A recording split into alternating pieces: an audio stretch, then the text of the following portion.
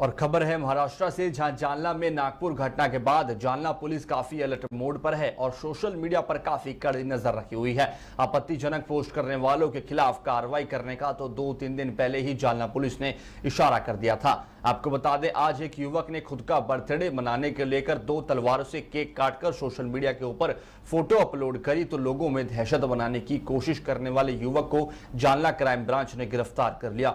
वहीं crime branch के officer Raghavendra वाघ ने शिकायत पर मामला दर्ज कर लिया है। देखिए हमारे संवाददाता विलास गायकवाड़ की है खास खबर।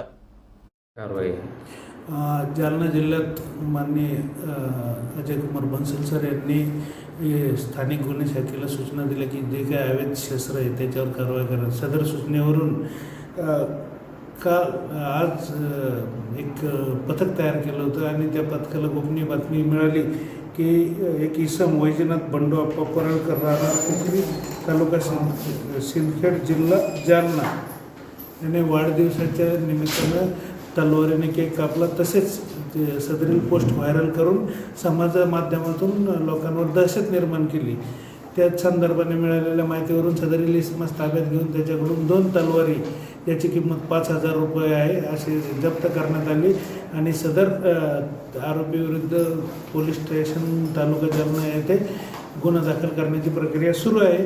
तसेच सदरील कारवाई माननीय पोलीस अधीक्षक श्री अजय कुमार बन्सल सर, अपर पोलीस अधीक्षक श्री आयुष नौपानी सर व CTSDPO श्री आनंद कुलकर्णी सर यांच्या मार्गदर्शनाखाली PSI वाघ यांच्या पथकाने केली आहे। सर, सदरील प्रकरण आणि सध्याच्या वातावरणात काय आवाहन करणार की असे शस्त्र वगैरे कोणी बाळगू नये किंवा सध्या जे वातावरण चालू आहे आणि समाजात जे म्हणजे भीतीचं एक वातावरण तयार झालं आहे, त्या संदर्भाने कोणी शस्त्र बाळगू नये। तसेच शस्त्रासोबत कोणतीही पोस्ट व्हायरल करू नये जेणेकरून समाजात दहशत निर्माण होईल, एक भीतीचं वातावरण तयार होईल। जर तसं केलं तर पोलीस त्याच्यावर लक्ष ठेवून आहे आणि त्यांच्यावर कायदेशीर कडक कारवाई करण्यात येईल।